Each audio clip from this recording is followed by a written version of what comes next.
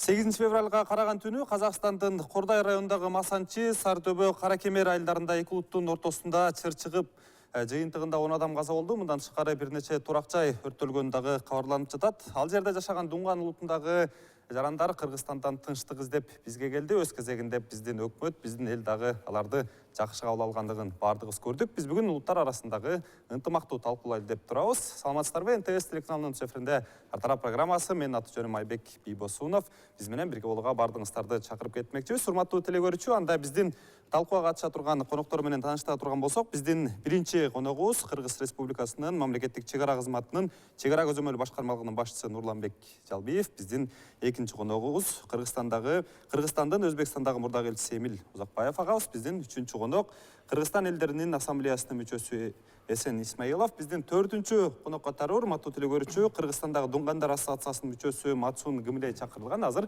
1 минуттан кийин биздин катарыбызга кошулат. Анда биз талкуубузду баштай берели деп атам. Эң биринчи эле Нурлан ага сизден баштайын деп атам. Азыр ар кандай маалыматтар пайда болуп атат? Ошол Казакстанда коңшу өлкөдө жаңжал пайда болгондон кийин биздин чек арадан 13 000 адам өттү дейт. Ошол эле учурда Казакстан тарап 24 000 Дунган улутундагы адамдар өткөнү айтылып атат да. Анан мүмкүн болсо ушул статистика менен бизди тааныштырсаңыз.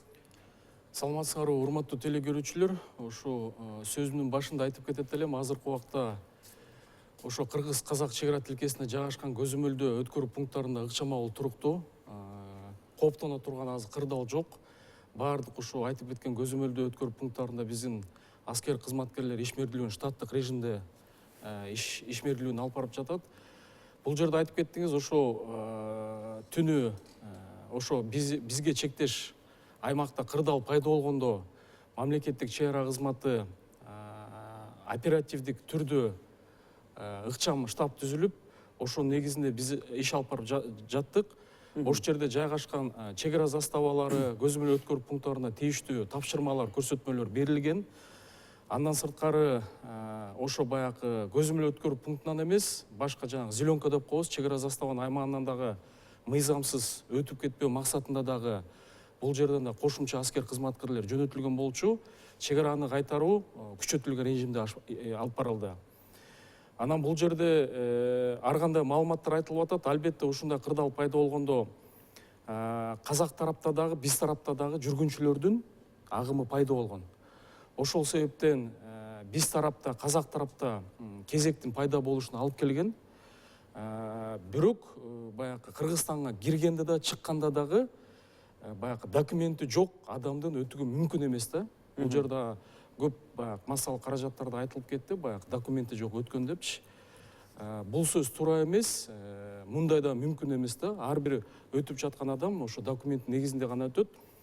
Анан бул жерде ошо казак тараптан Казакстан жарандары агымы пайда болгондо биз тарапка ошо 7 менен 8 февралда бул жерде так сандан айткандан кичине алыс болушубуз керек. Анткени көзөмөлдөө өткөрүү пункттары күнү түнү ишмердүүлүгүн алып барат. Бул жерде азыр мисалы бир санды айткан менен азыр бир сааттан дагы ал сан өзгөрүп калышы мүмкүн. Бирок ошо болжол менен 13 000-дүн тегерегинде казак жараны бизге кирген. Булардын баары киргенде дагы тийиштүү документтер болгон, мыйзамдын чегинде баягы текшерилип Кыргызстанга өткөрүлгөн.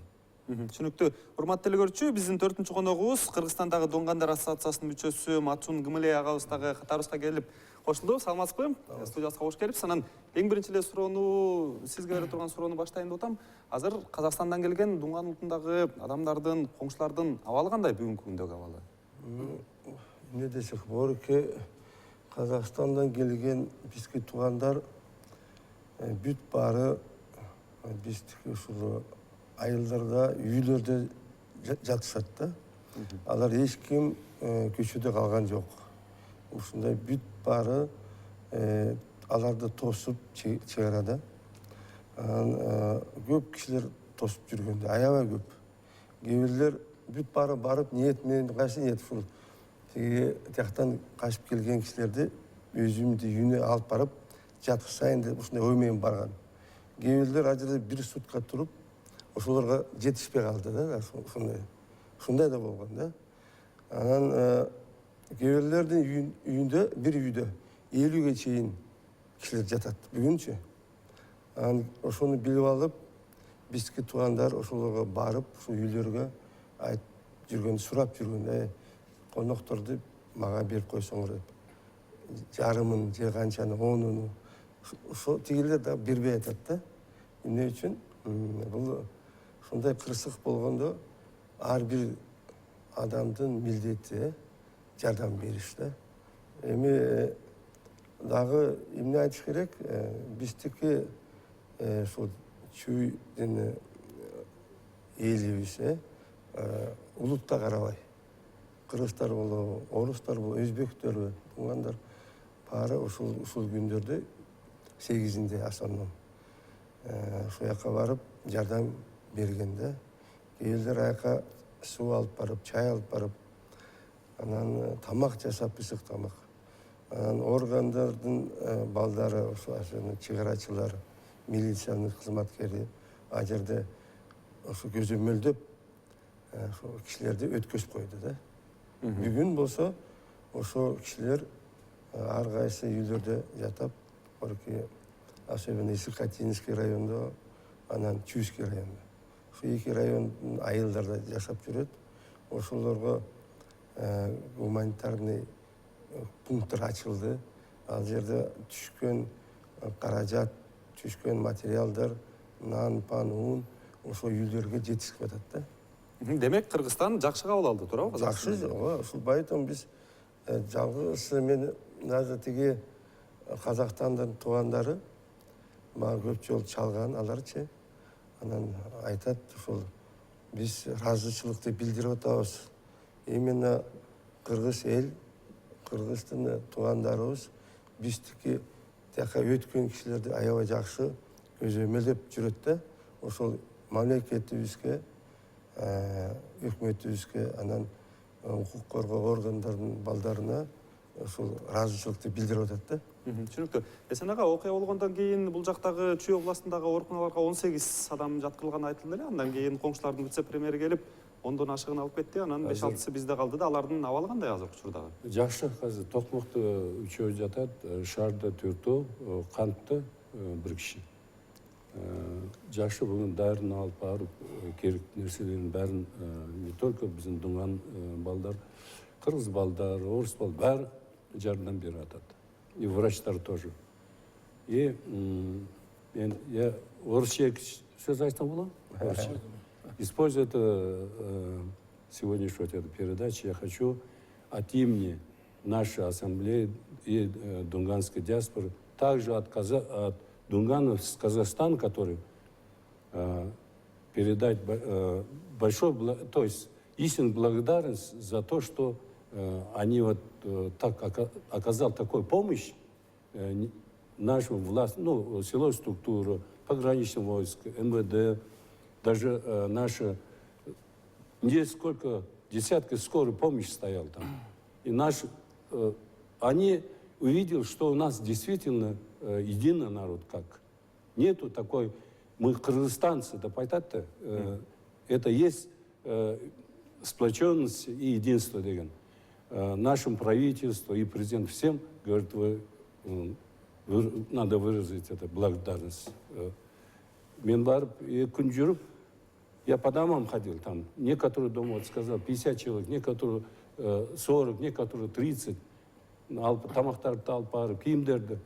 А еще таксист наши, почти все бесплатно работают вот эти дни. До сих пор они бесплатно возят, там дежурят люди.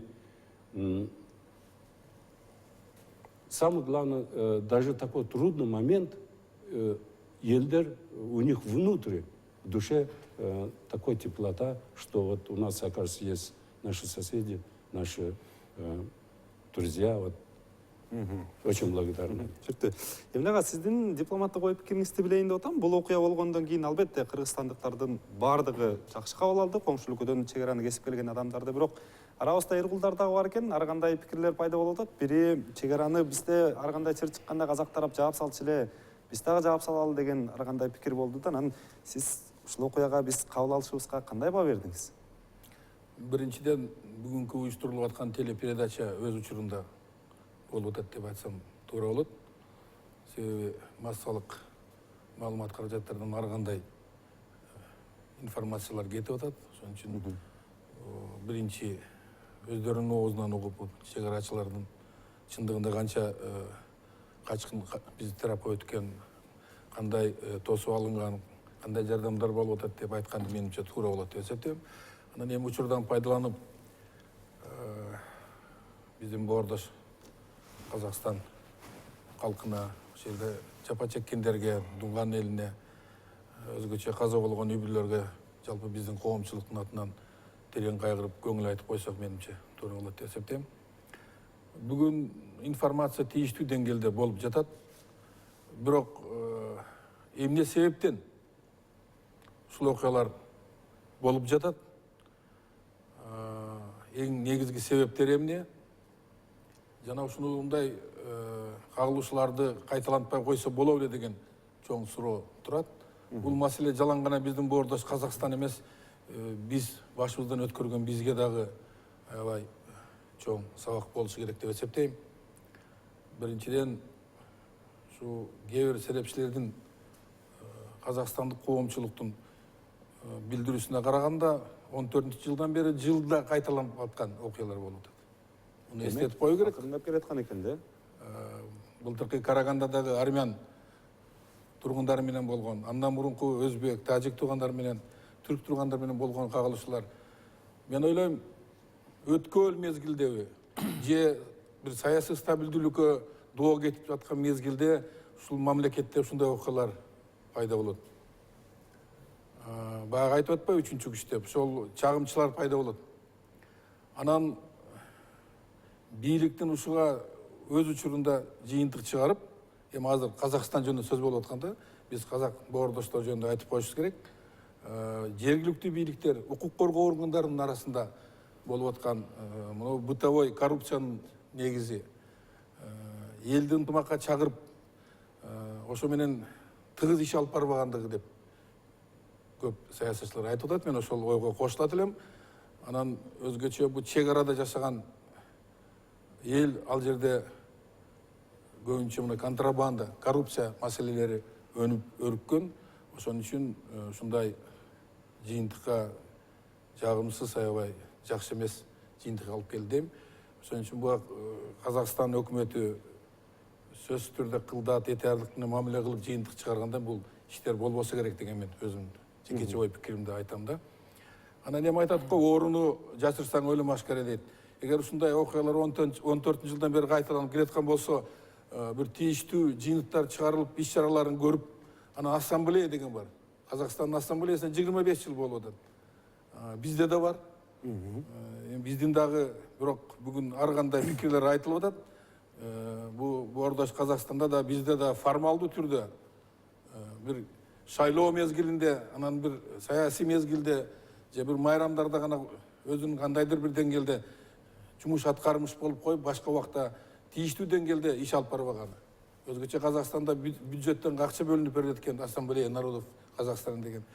Мен ойлойм, ошолор убагында иштеп, тийиштүү деңгээлде жергиликтүү аткаруу бийлиги менен, укук коргоо органдары менен иш алып барганда мындай терс көрүнүштөр болбойт деген мен кескин өзүмдүн оюмду айтуу үчүн келип отурам. Түшүнүктүү. Кыргызстанда да ушул иштерди жыйынтык чыгарып биз анализдешибиз керек. Сиздин пикириңизге кошулуп дароо эле мен сизге суроо кыстара кетейин деп атам азыр. Ассамблея иштеп атат, ассамблея. Ассамблея боюнча азыр сын пикир айтылып атат. Эмне деп айтып атат? Ассамблея Биздики иштеп атат. Кыргыздардыкы Иштеп атат биздики. Не только там тойда или выборда. Постоянно заседание болуп атат. Постоянно час речи на казахском ассамблее. на казахском. Я думаю, про нас. Бизге жакшы, бизде чырчык элек го мына. биздин Алар бизден алгандай нелердин баарын. Эсен ага, биздин ассамблея боюнча дагы Казакстанда кандай сын пикир айтылса, бизде да ошондой эле айтып атат. Баягы майрам болгондо эле кооз костюмдарды кийип чыгып бийлеп, ошол эле учурда жанагындай шайлоонун тегерек четинде кыймылга келип калып атат. Мындай жай турмушта улуттардын ортосундагы мамилени, ымаланы ысыткан жок деген да пикир айтылып атат да. Мүмкүн болсо эмне иш кылып атасыздар мисалы? Биринчиден,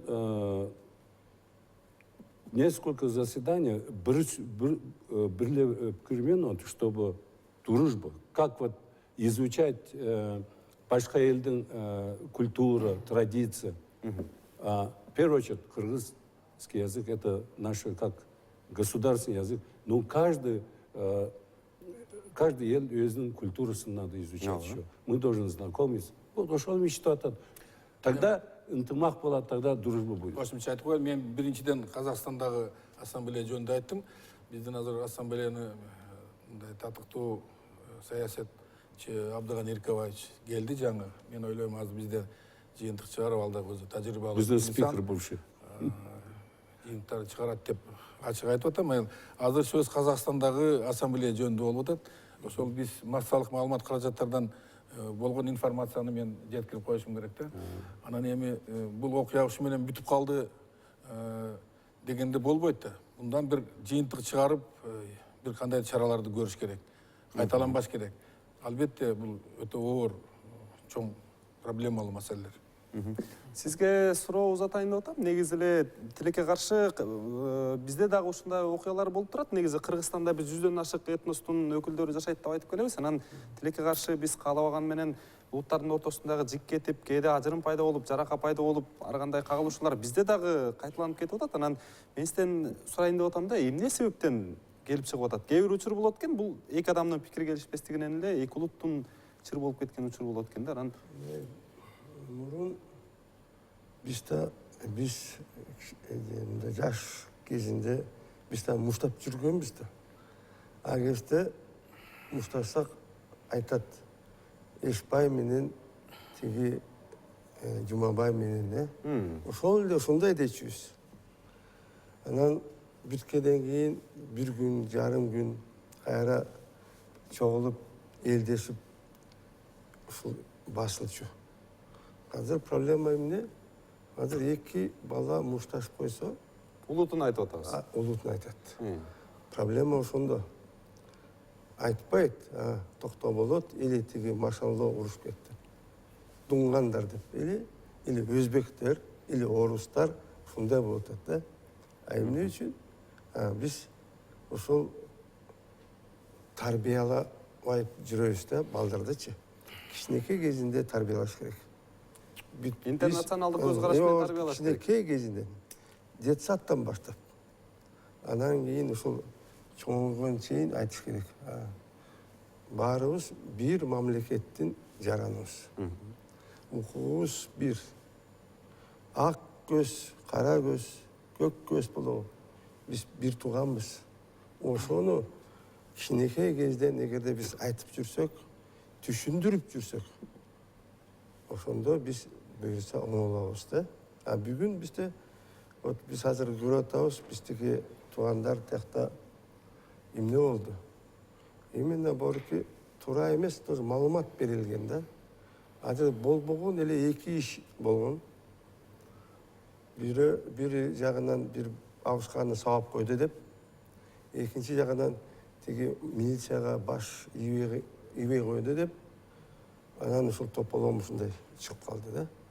Анан бул эгерде биздики укук коргоо органдар ушуну мониторингтепесе, постоянно көзөмөлдөп жүрбөсө, ошондой кайра чыгат да.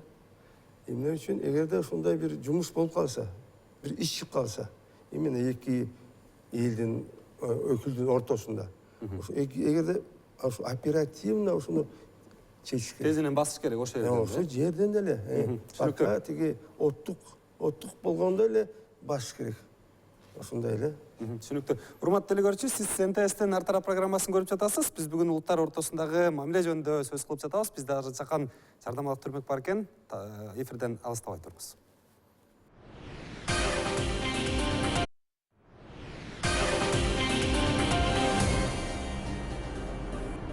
Сиздер НТСтен ар тарапты көрүп жатасыз. Түз эфирден биз талкуубузду улантабыз. Анан Нурлан ага, экинчи азыр сизге суроо берейин деп атам. Бүгүн маалымат чыкты. Азыр Казакстандын өкмөтүнөн дагы бардыгы үй жай өрттөнгөн дуңгандагы адамдардын бардыгын үй жалыбына калыбына келтиренин айтып, кайра кайтып келүүгө чакырып атат. Анан мен сурайын дегеним, чек араны ар көздөй өткөн адамдар болуп атабы же болбосо азыр жокпу, андай агым байкалбай элеби? Албетте, ошо 9-нан баштап, ошо казак жарандары бизге келгенден баштап кайра өз мекенине кайткандар болуп атат. Окуя башталганда агым биз тарапка болгон. Азыркы убакта эми агым тиги казак тарапка болуп атат. эми баары кетти дегенде мен алысмын, бирок баягы кырдаалга жараша биз тараптан ушу казак тарапка кеткендер байкалып жатат. Түшүнүктүү. Эмил ага, айтыңызчы, эгер мүмкүн болсо, мына буга чейин да айттык, ушундай экилүктүн ортосунда азырын бизде дагы пайда болгон окуялар болгон, анан ошондон сабак алдыкпы жана ушундай улуттар ортосундагы кастык ар кандай жаңжал болуп кетпеш үчүн биз эмне кылышыбыз керек негизи? Эми токотер жерин айтканда, учурда өкмөттүк комиссиянын мүчөсү болуп, биздин өлкөдө болуп аткан ушундай улуттук маселелердин жыйындарына катышып калууга туура келгенде, ошону анализдеп кайсы маселелерди көтөрөт деген суроо туулат да. Анан эми өткөн өлкөнүн эски тарыхтын жакшы жагын алышыбыз керек да. Советтер Союзундагы идеология бул улут маселеси, улуттар аралык маселе деген аябай кылдат этияттык менен алып барылчу. Бул эң ири деле биринчи тил. Ошол чакан диаспоранын койгон маселеси өздөрүнүн тили, маданияты,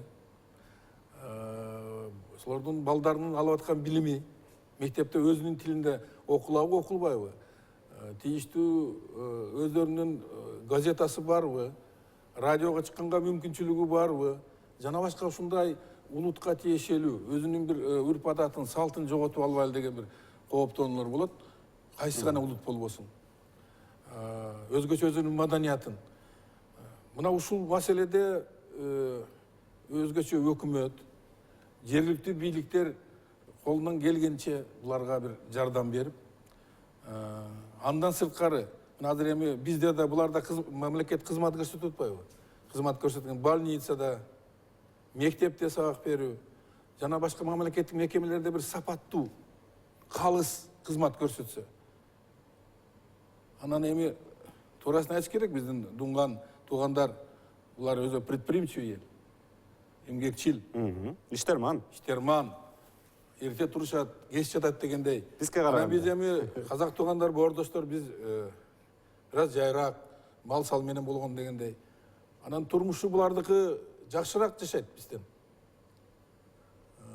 Анан тиги услуга көрсөткөн мамлекеттик мекемелерге кээде ошол буларга жакшы көңүл бурулуп калган моменттерди айтып жүрүшөт да, кечээ мен тиги сайттан да окуп атам да.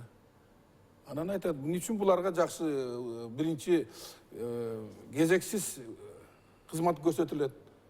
Же болбосо полиция бир казак менен бир дуңганды кармаса, бечара казакты алып барат дагы штрафын салып камап коет, дуңганга берип жиберет дейт да. Эмне себептен деген ушундай кичинекей бытовой майда нерселерден келип чоң саясаттар пайда боло баштайт да. Мунун бардыгын жергиликтүү бийлик, ошол жердеги сөзсүз бул диаспоранын бир өкүлчүлүгү жергиликтүү кеңештерге депутат болуп, бийликке катышууну булар көздөшөт.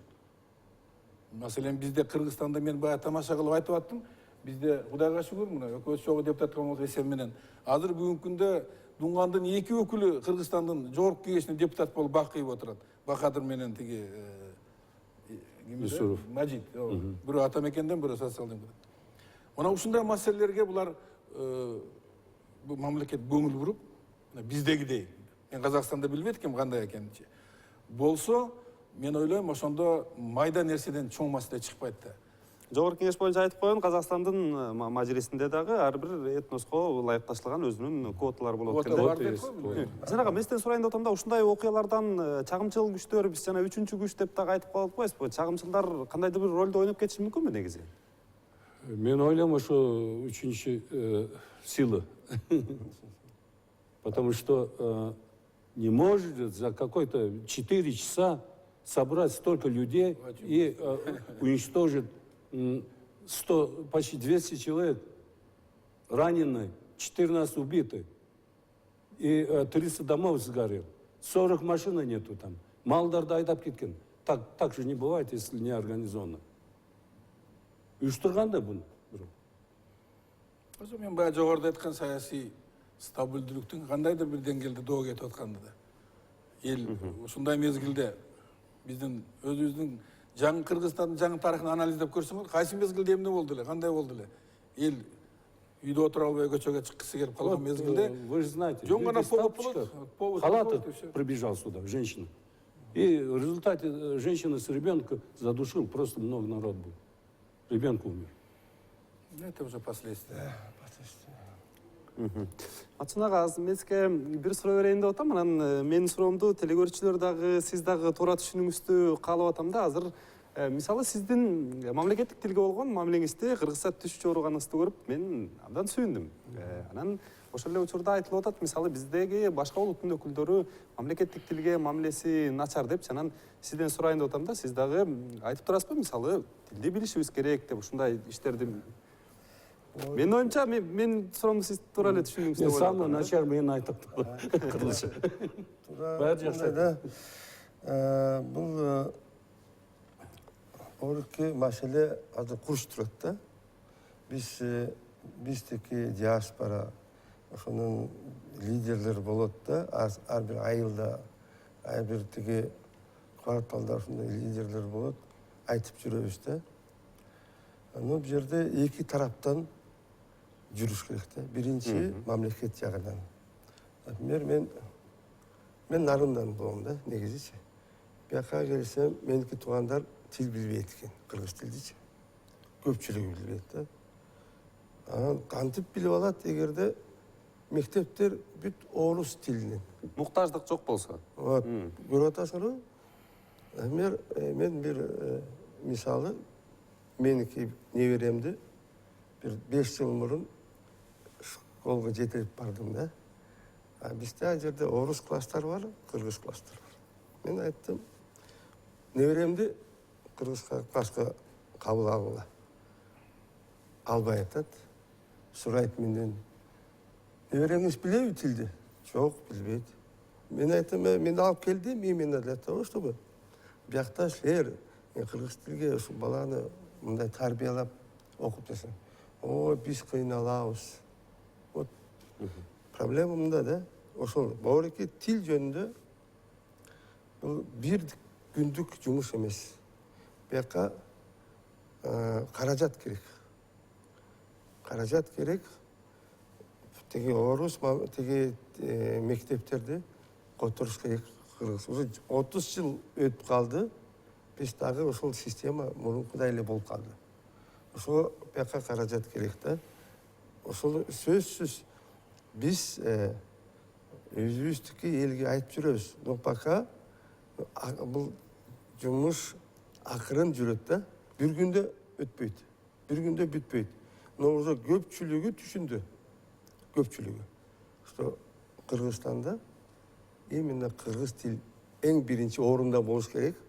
Андан кийин только французский болобу, орус тил болобу, же башка тил болуш керек. Бул иш азыр жүрүп атат да. Не только биз могорки светский кишилер айтып жүрөбүз. Биздики могорки диндин могорки кызматкерлер тоже ушуну түшүнүп алды. Тоже айтып атабыз да. Түшүнүктүү. Сизге ыраазычылык билдиребиз. Бизге азыр телефондук байланыш бар экендигин кабарлап атат. Эгер урматтуу телекөрүүчү угуп аткан болсоңуз, сурооңузду узата берсеңиз болот. Алло. Алло. Саламатсызбы? Саламатчылык. Угуп атабыз сизди. У меня вопрос к члену нашей ассамблеи. Я жительница города Бишкек, пенсионерка. Вы знаете, ассамблея не очень хорошо работает. Вот вы все время говорите, третьи силы, третьи силы. А кто это третьи силы? Кто? Вот у нас в Волжской области 2 раза была резня. Каримов не пропустил даже, сказал, идите там, живите. Вы знаете, очень больно, что это почему-то усиливается.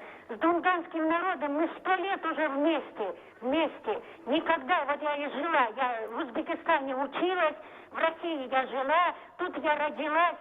Вы знаете, больно. Скажите конкретно, какие третьи силы, потом конкретно, что там случилось. Что... Түшүнүктүү. Жана эфирдин башталышында дагы ошо ассамблеянын ишине сын пикирлер көп болуп атат деп мен сизге суроо бердим эле да. Ошол сөзүмдү телекөрүүчү тастыктады окшойт. Третья сила деген ба? Ошол боюнча да анан ассамблеянын ишине эч чыкпай атканын Ассамблея иштеп атат, ассамблея. О, жаңа айтпайдыбы, кыргыз тилин эмне кылып атасыз? Айтыңызчы мисалы. Санаңызчы бир тил боюнча анан. Тил боюнча. Анан дружбу, ну как, чтобы Елдердин елдердің достығы үшін.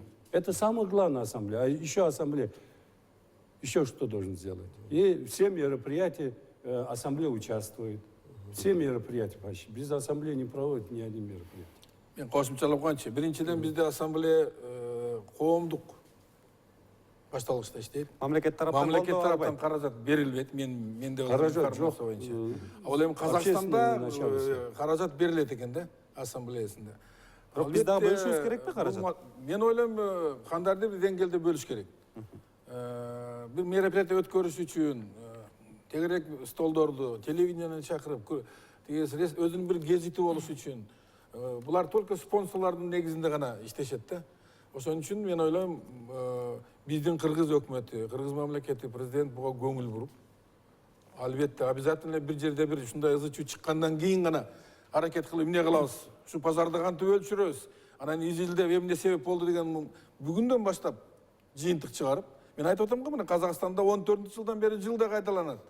Эгерде кандайдыр бир мамлекеттик деңгээлде иш-чараларды иштеп чыгып, кандайдыр бир каражаттарды берип, ошол регионго, ошо эл бу компактный жашаган бу малый улуттардын жашаган жерлерге терең көңүл бурулуп, ошол жерге бир кадр маселелерин туура чечип, эгерде бир казак болсо бир дуңган кылып орунбасар, маселени айтып атам да, милицияны, прокуратураны мыйзамдар аткарылыш керек да. Мыйзамдар аткарылбайт. Мен толук ишенем, Казакстанда татынакай мыйзамдар бар. Ошо мыйзамдын аткарылышын көңүл бөлсө, аткаруу бийликтери буларды илгерки эле вертикал бар, биздикинде эмес. Райондун акими бар, облустун губернатору бар деген баарын алып туруп кызматтан. Анан ошолордун бардыгы тийиштүү деңгээлде иш алып барганда мындай деңгээлге чейин жетмек эмес. А биз бүгүн мына ошо ушундан жыйынтык чыгарып, кезектеги дагы бир от чыгып кеткенди күтүп отурбастан, бизде дагы толук проблемалар, бүгүн биздин өлкөнүн ичиндеги проблеманы айтка мен алысмын. Биздин мамлекеттагы, биздин ассамблеяда ишин карап чыгып өзүнө. Албетте мамлекет бир аз да болсо каражат бөлүп берип, анан ошого иш-чараларын өткөрүш керек деп эсептейм. Түшүнүктүү. Нурлан ага, биздин эфир убактыбыз аягына келип чыгып атыптыр. Анан сизге акыркы суроолордун бирин берейин деп атам. Азыр бизге телефондон дагы WhatsApp номерибизден дагы көп байланышып атыптыр да. Азыр бир гана Кыргызстан жарандардын эмес, дүйнөлүү жана коронавирус деген кооптонуп атат. Анан берүүбүздө өтүп атканда ошолор текшерилдиби деген дагы кооптонуулар болуп атыптыр да. Мүмкүн болсо ошого жооп берип койсоңуз. Албетте, ушу Кытай эл республикасында оору пайда болгондон баштап, Кыргызстанда жайгашкан бүт көзөмөлдүү өткөрүү пункттарында биздин аскер кызматчылар жергиликтүү оорукананын өкүлдөрү менен биргеликте иштеп атат. Ошо кең болгон токмо көзөмөл өткөрүү пунктунда ошо кырдаал пайда болгондо дагы, ошо паспорт текшергенден сырткары дагы ал жерде жанагы температура, дене табын жергиликтүү оорукананын өкүлдөрү келип текшерип, ошол белгилери жок болсо ошо негизинде өткөрүлүп жатты. Албетте бул багытта иш алып барылып жатат. Түшүнүктүү. Матсун ага, акыркы сөздү сизге берейин деп атам. Ушул улуттар ортосундагы ынтымак, достук боюнча эмне деп кайрылат элеңиз жалпы кыргызстандыктарга? Ошол биздики Кыргызстандык элге биз биринчиден бир мамлекеттин гражданбыз да, эң биринчи. Экинчи, биз уже көптөн бери Кыргызстанда жашаган ар улут, биз баарыбыз бир туугандай болуп калдык да. Экинчи, биз кичинекей элбиз. Башка чоң мамлекетке караганда биз кичинекей элбиз да. Биз эми бөлүнбөшүбүз керек да. Биздики Манас ата да айтты, кыргыздар бөлүнбөгүлө. Анан динде да ушундай айтат да. Биздики пайгамбар Мухаммад саллаллаху алейхи вассалам тоже айтты ушундай, бөлүнбөгүлөгүчү. Эгерде биз бөлүнүп жүрсөк, биз эч качан өнүкпөйбүз. Эгерде биз бир тууган болсок, ынтымактуу болсок, биримдикте болсок, биз аябай бийик деңгээлге жетебиз. Түшүнүктүү. Урматтуу коноктор, келип бергениңиздерге баардыгыңыздарга ыраазычылык билдирем. Эгер эсиңизде болсо, эфир алдында Кыргыз Республикасынын элдеринин ассамблеясы ишмердүүлүгү жөнүндө кабарыңыз барбы деп көрүүчүлөргө суроо узаттык эле. Алардын 20сы ообада, ал эми 40-ы жок деп жооп берген экен. Дагы бир жолу келип бергениңиздерге ыраазычылык билдиребиз. Урматтуу теле көрүүчү, чындыгында эле биз расмий маалыматтарга таяна турган болсок, Кыргызстанда 100дөн ашык этностун өкүлдөрү, улуттун өкүлдөрү жашайт экен. Анан негизи эле бизде макал бар, курама темир курч болот деген. Биз өнүгөлү десек, курч бололу десек, бекем бололу десек, эң биринчи бизде ар кандай өзбек, кыргыз, орус, дунган деген улут эмес, кыргызстандык деген жалпы түшүнүк болуш керек. Сиздер НТСтен Артара программасын көрдүңүздөр. Аны мен Айбек Бийбосунов алып бардым. Аман туруңуздар.